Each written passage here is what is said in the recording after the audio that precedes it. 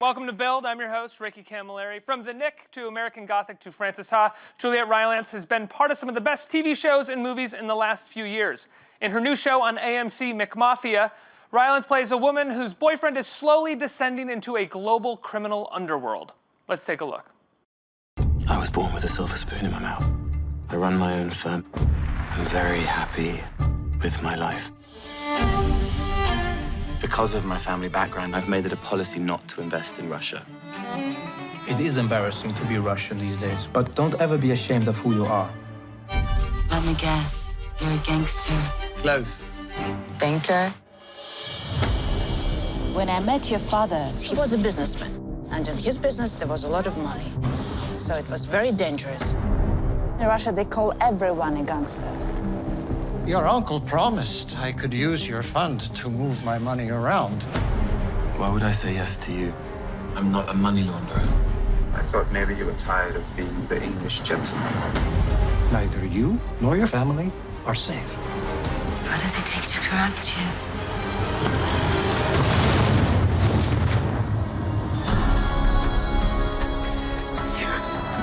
Are you head of the family now? How do I protect them? By deception, we will do more. I'm a banker, not a gangster. These wars are fought in the boardrooms, not on the street. To protect your family, this is what you have to do. I think there's a lot more that you're not telling me. It's business. He's got this beautiful smile, but underneath, do you ever know what he's thinking? What if you get investigated? I've done nothing wrong. Moving money is your weapon. Do you understand? In Moscow, they kill you! You have to be ready to give up everything. You afraid?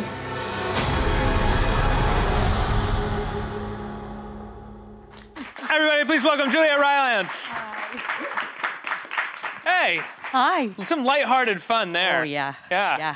I will be honest about something. You know, I watch a lot of TV and a lot of movies for this job, and I have to watch 2-3 episodes, really, of everything that I watch, and I never follow through after the interview to watch the rest of the stuff, just because I have so much other stuff that I have to watch. Sure. And this, even just sitting down and watching trailers, like, oh, I want to come back to this. I want to watch the rest of this when the time comes, because it's really fascinating. It's a world that I don't think I've ever seen television approach. It's it's a criminal underworld that is very real, but there's so many tentacles. While it seems very fertile for television, I'm sure it's very daunting for the creators and writers of the show. Well, firstly, it's great that you want to watch more. That's, I think, what we want. And yeah, it's a really fascinating world to explore. I think that's what hooked me the minute I read the pilot, the first script. It just is a world that I'd kind of known about, but I hadn't really known how much this kind of corporate global crime sort of touches the fabric of our daily lives at every level. And that kind of, I just found fascinating. And the whole thing is so well researched. It's all based on Misha Glenny's book, McMafia.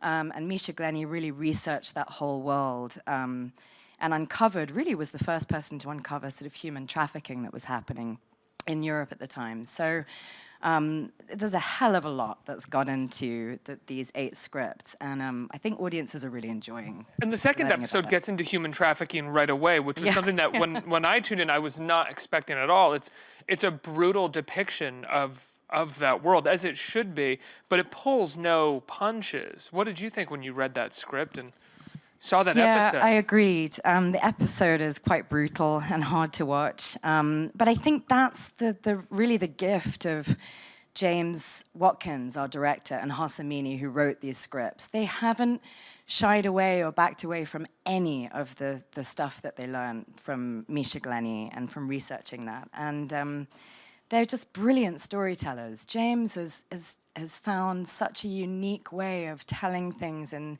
the whole look of the piece is very real. It's quite gritty, and I think that makes it harder to watch. That there isn't sort of this slick kind of. There's a darkness, there's shadows to every scene. You know, it's definitely like there's less light and more shadows, which I think complements the material itself. Yeah, and he did this really wonderful, he made a really wonderful choice early on that each, with our DP, Mark, who's also brilliant, that each location would have a different tone, would have a different color palette.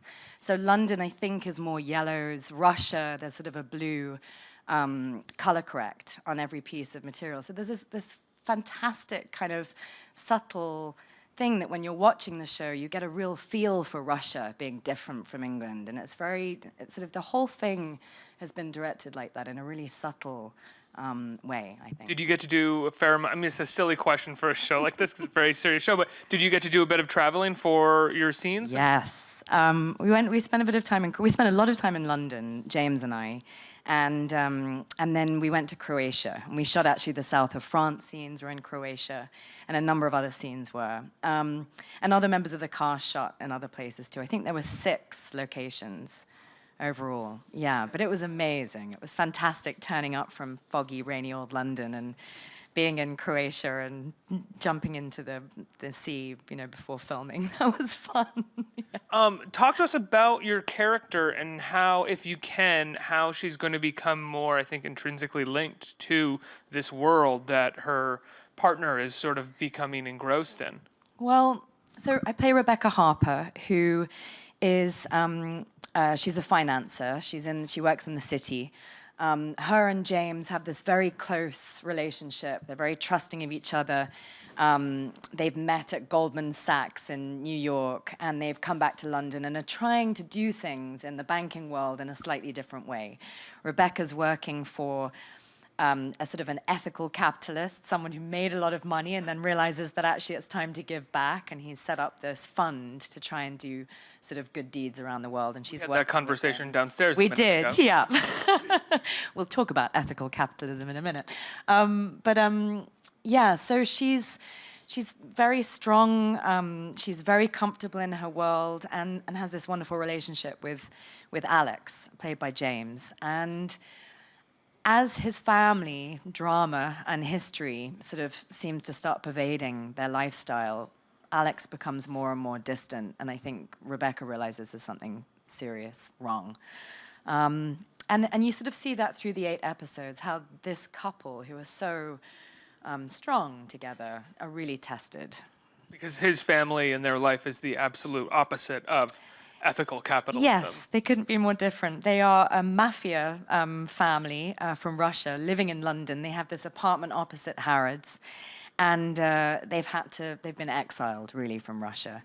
But it's so interesting because I think that Americans specifically, when they hear the words mafia, they still think of like locally operating, like, you know, guys who have the olive oil storefront or something and are like, you know, taking kickbacks from somewhere to protect other Italians or something in the neighborhood. When the mafia is not that anymore, right? Like what we see here is that it's actually like, it's very much a global enterprise connected to some of our some very high finance, right? Yeah. So I think that's one of the things that I think is most exciting about this show is that, you know, we all know The Godfather and The Sopranos and love. I mean, The Godfather is one of my favorite films. Part 2. Part 2, really? Oh, I go 1. Yeah. Really? Yeah. I mean, I love 1. 1 is just... 1 is amazing, but the flashback De Niro stuff in 2 is just amazing. So beautiful. All right, okay, 1 and 2, tied. 1 and 2, yeah. We don't talk about 3. Maybe later we'll talk about 3. Do you have a soft spot for Godfather 3? I actually do. I do. I do for the whole thing. That's interesting. Yeah. Maybe I would give that another shot. I think you should give it another shot. Yeah. Yeah. I found it rough last time. Did but you? Fair enough. Okay. So, you know, what's brilliant about this show is it has all of those elements of The Godfather. There's so many moments that when we were filming, I thought, oh, wow, this is so Michael Corleone right now, what's happening in the scene. And right, the sun rising up, yeah. Yeah, and begrudgingly, unwillingly, and how at first, you know, he absolutely does not want to be part of this world at all and does it for the love of family. And as that continues, this dilemma between, am I doing this for my family or am I actually doing it because it feels so good? And I think that's something that the show really highlights, and in a great way. But yes, so it has all those elements, The Sopranos and The Godfather and our classic kind of mafia story. But as you said, it's now people like you and me wearing everyday clothes. There's no differentiation. And I think that's the thing that's scary about the show, is that corporate crime is everywhere. It can be the guy sitting next to you in the cafe who's, you know. And it's all intrinsically linked to the things that we do on a daily basis Yeah. as well. Like Yeah. in many ways, we are participators in corporate crime by the things that we use, the iPhones that we have in our pockets, like all of these different things that are just a huge part of our daily lives. I remember on set, James Norton and I, we kept having moments where we'd come in and go, oh my God, the bank that I've been banking with, you know, I've just realized they're investing in all of this. And we go, oh, I better leave that bank. You better just leave now. And then the next day, you know, our energy provider is investing in this. And as you start looking at all the things that you pay for on a monthly basis, we're supporting a lot of these franchises without knowing it. And so I think that's... Without knowing it, or... Because I think it was like a decade or two ago that they were finding that a lot of these massive financial institutions opened up their doors to these, to a lot of this, because they were starting to realize that so much capital was actually kind of flowing through these enterprises that they were kind of choking themselves off within capitalism because they weren't taking part in this. Yeah. That is not an excuse. That is just sort of the, you know, that's why I say there's no ethical capitalism. It's really tricky, isn't it? Because every day, you know, we're all faced with a question of, you know, do I make this little decision? Do I, you know, really want a coffee? Should I go and get my coffee from here because that's what I want right now? Or should I actually go to the local store and get it from the place that is probably more ethical? And I think, you know... Hopefully. And, you know, it's difficult. You can't spend your whole life, you know, checking every single thing. But I do think that, like Rebecca, and this is where I think she has a really good point, that even if you change 20% of the things that you normally do, or the things that I normally do, that I know I could do better and keep the 80%, that's still going to be a huge change. That's still going to stop a lot of these organizations from functioning. And it feels better to be at least aware of when you're doing something that, like, maybe you shouldn't have done it, but, like, you know, okay, right now. Yeah. But think about it later. You know, like plastic for me is that thing where it's like, oh, well, yeah. So I try not to use it. Yeah, it's all circulating in an island off the Pacific, isn't it? There's an island that's like Plastic Island now. It's all real our bottle bad. tops. Yeah. It's real bad. Yeah. There was actually a great publicity thing that they did in London that the BBC did, where every time people went to a bank, this fraud alert would pop up with an advert about McMafia. And the same on your computer when you'd go in to, like, illegally download a show or something. You'd think you were getting the show, and then James Norton's face would pop up going, hi, you think you've been illegally downloading the show, but did you know that by doing that, you're actually supporting this, and this that's not good? And things like that I think people, you know, just didn't realize. Yeah. I mentioned in here that you were in the Nick, right? Yeah. What was it like being on the show? I always ask people that because I know that Soderbergh was directing every episode in, like, seemingly 2 weeks, and he was he was behind the camera and editing at night. So as an actor, I'd imagine more so than anything else you'd ever done, you better show up to set prepared and ready to roll. I think that was the bottom line, every day is you really need to be prepared. And very much like this, you know, Soderbergh shot the whole 10 episodes of each season. He block shot them. And we did the same here. So, you know, we'll shoot all the scenes that take place in the Nick, for example, in my family home. Because all 10 episodes are written. Yeah, they're all written. So you don't shoot episode by episode. You get all 10 episodes, or in this case, all 8 episodes. And then everything that takes place in the family home will all be shot in the same week or the same couple of weeks. And then everything that takes place in the hospital and the surgery room will be. And so it's a kind of an amazing way to work, because you could come in a day and do a scene from episode 1, then episode 8, then episode 7. And for someone, the way that firstly, the way that Soderbergh prepared for that in the Nick, I don't know how he did it. He's an absolute master. And it was extraordinary to watch him come in and just bounce around like that, totally at ease. directing, behind the camera, editing in the lunch break, coming back, shooting the afternoon, then editing the whole day. It was really extraordinary.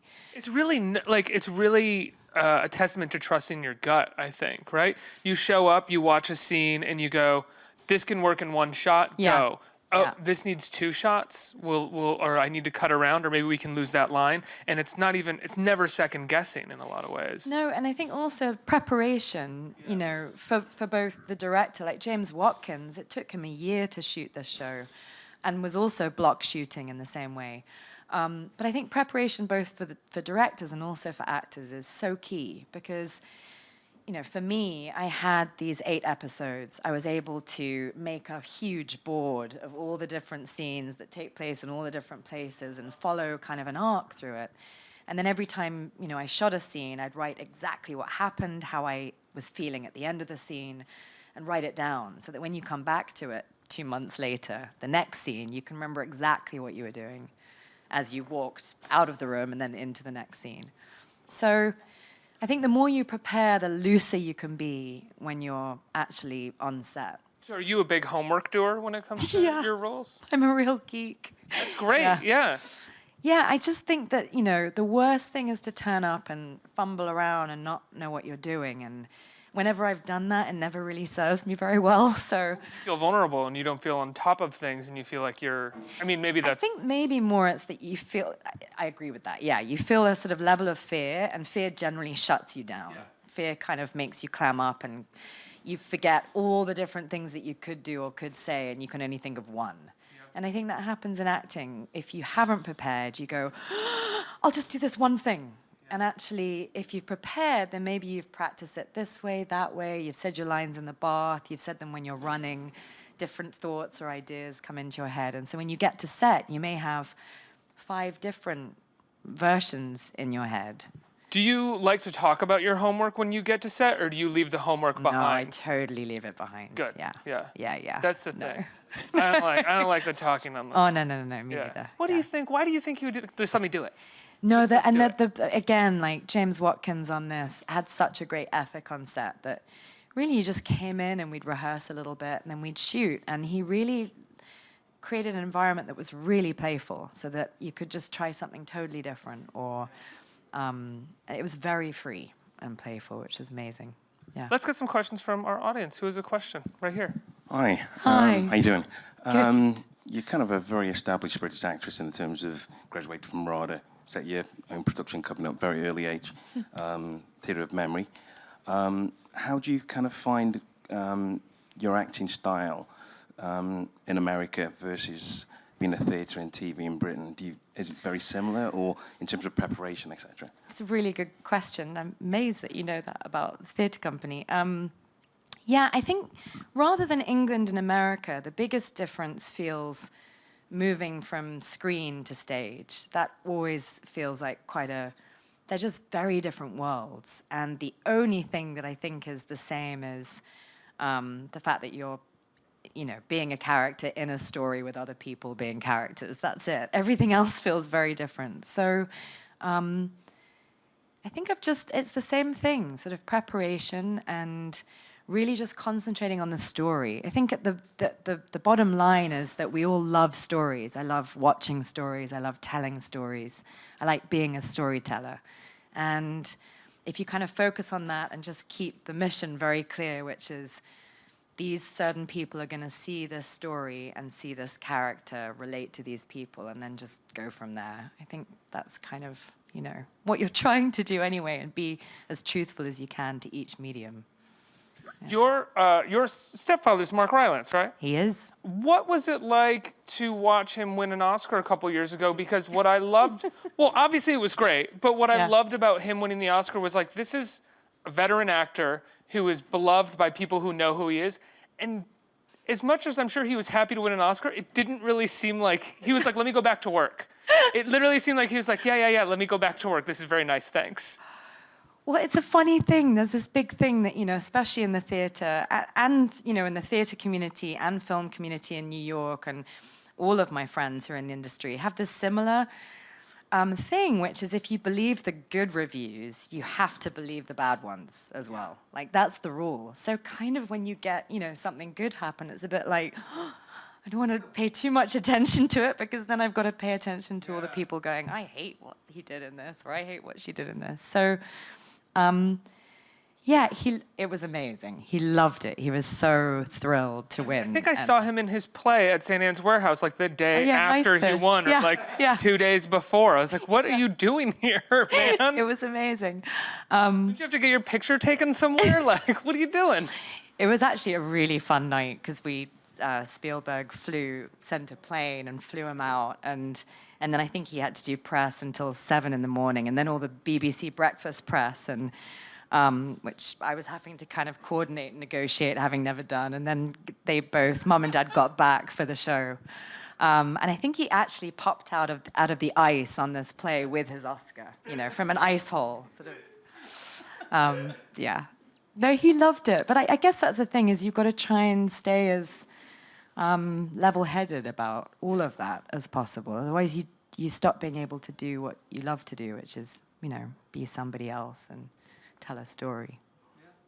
Next question. Hi. Hi. So did you read the book of Misha Glenny that the show is based on, and was she involved at all in the production? Yeah, I did read the book, and if you like the series, do read the book, because the book is extraordinary. Misha was very involved.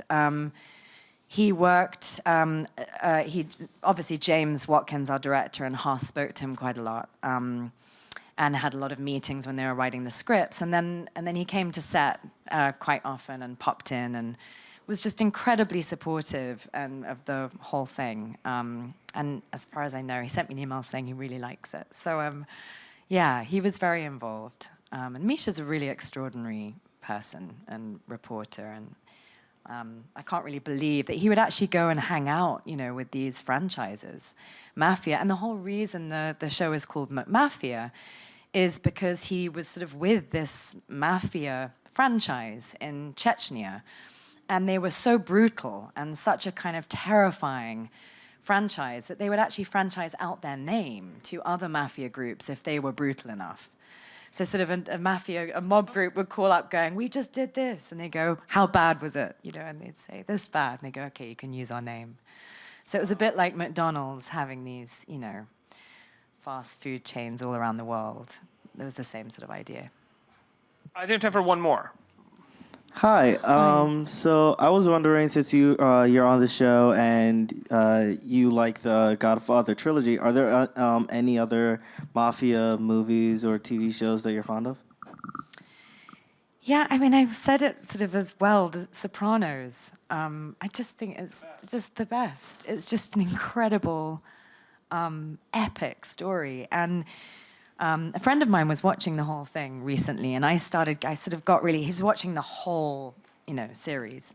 And I went in and watched a couple episodes and just thought, this holds up today. It's so brilliant. I dipped back in recently, like over the holidays, and it's just wonderful. And one of the best things about The Sopranos is that as much as it's an epic story, it's episodic in a lot of ways. Yeah. There are beautiful stories in each episode. Yeah. And you don't actually get that, I think, as much anymore. Like, everything is very serialized. And The Sopranos came from this world of, 80s television where David Chase was from. So he's like, sure, I guess it's serialized, but, this is how I know how to tell stories. So each episode has these great one-offs, And the other one is The Wire. I love The Wire. This is kind of has I wouldn't say it's similar to The Wire, but I think it's trying to do the kind of the tentacles. This is that's true. Yeah, The Wire is all about all of these different institutions within a city that affect sort of these stories, and this is kind of all of the institutions that are part of global crime. Yes, yeah. That's true. Yeah. Also, it's his birthday. If you want to say happy birthday, Randy. Happy birthday. I won't ask how old you are. I won't ask how old you are.